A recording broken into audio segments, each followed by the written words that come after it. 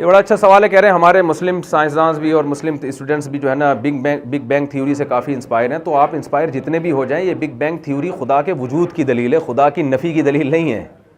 سمجھ رہے ہیں؟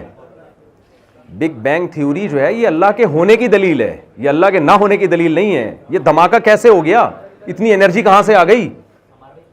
اتنی کثافت جو اس چھوٹے سے ذرے میں تھی وہ کہاں سے پیدا ہو گئی؟ مادہ خود دیکھیں کنورٹ ہوتا ہے نا, خود بخود پیدا نہیں ہو سکتا.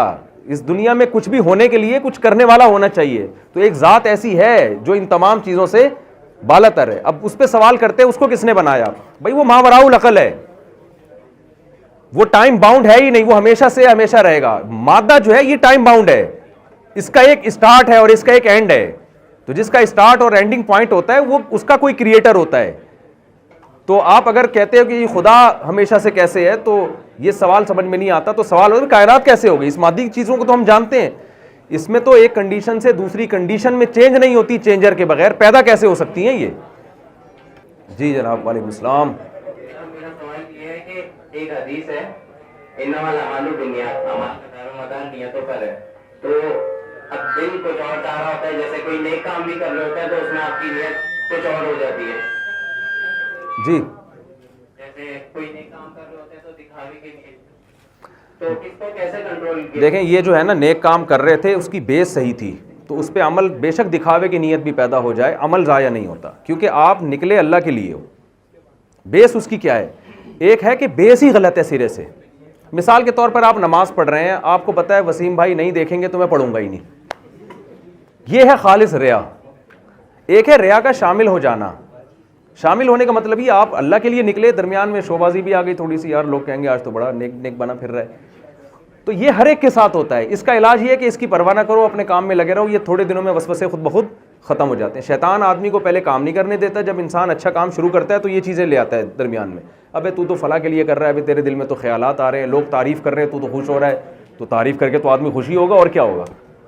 حضرت ابو ہریرہ نے فرمایا یا رسول اللہ میں نیکی کرتا ہوں, لوگ میری تعریف کرتے ہیں تو مجھے خوشی ہوتی ہے. آپ نے فرمایا یہ کوئی ریاکاری نہیں ہے, یہ تو دنیا میں اجر ہے, دنیا میں بھی اللہ اجر دے گا, آخرت میں بھی. دنیا کا اجر یہ کہ آپ کی عزت لوگوں کی نظروں میں بڑھے گی, تو نیکی پہ یہ اجر ملتا ہے. اور جب آپ کو کوئی تعریف کرے گا تو خوشی ہونا بھی نیچرل ہے. یہ سب چیزیں نیچرل ہیں, اس میں نہیں. ہاں کام کی بیس ہی صحیح نہیں ہے, کام کی بیس ہی ٹھیک نہیں ہے. بیس ہی یہ تھی کہ اللہ ہے ہی نہیں بیچ میں نا, یعنی آپ کا مقصد ہی یہ تھا کہ فلاں کو دکھانے کے لیے پڑھ رہے ہیں, وہ نہیں دیکھے گا تو آپ پڑھیں گے ہی نہیں, پھر وہ عمل قبول نہیں ہوتا. السلام علیکم. وعلیکم السلام. یہ ہے کہ جس طرح آپ نے کہا کہ اسلام ایک ذاتِ حیات ہے, تو فار ایگزامپل اکنامک سسٹم ہو گیا, اسلام کا سوشل سسٹم ہو گیا, یہ سب چیزیں جو کہ آج کے معاشرے میں اس کا تصور نہیں ہے اور یہ سب چیزیں امپلیمنٹ نہیں ہو رہی ہے, تو اگر یہ سب نہ ہو رہا ہو اور آپ کو اسلام کے مطابق زندگی گزارنی ہے تو کیا کیا جائے؟ جتنا آپ کے اندر طاقت ہے نا وہ آپ کریں. دیکھیں یوسف علیہ السلام مصر کے بادشاہ بنے جو غیر مسلم ریاست تھی, اور کہا کہ میں اکنامکس کا ماہر ہوں, میں ماہر معیشت ہوں, انی حفیظ علیم, خزانوں کو محفوظ رکھنا بھی جانتا اور خزانوں کا علم بھی جانتا ہوں. تو غیر مسلم ریاست میں انہوں نے عہدہ لیا, حالانکہ وہاں اسلامی حکومت نہیں تھی. کیوں؟ انہوں نے سوچا کہ جتنا میں اس کو اچھے طریقے سے کر سکتا ہوں, جتنی میرے میں استطاعت ہے وہ کام تو میں کروں نا. تو اگر ماحول آپ کا ساتھ نہیں دے رہا تو یہ تو نہیں ہے کہ آپ پورا اسلام چھوڑ کے بیٹھ جائیں گے, جو آپ کر سکتے ہیں وہ آپ نے کرنا ہے. آپ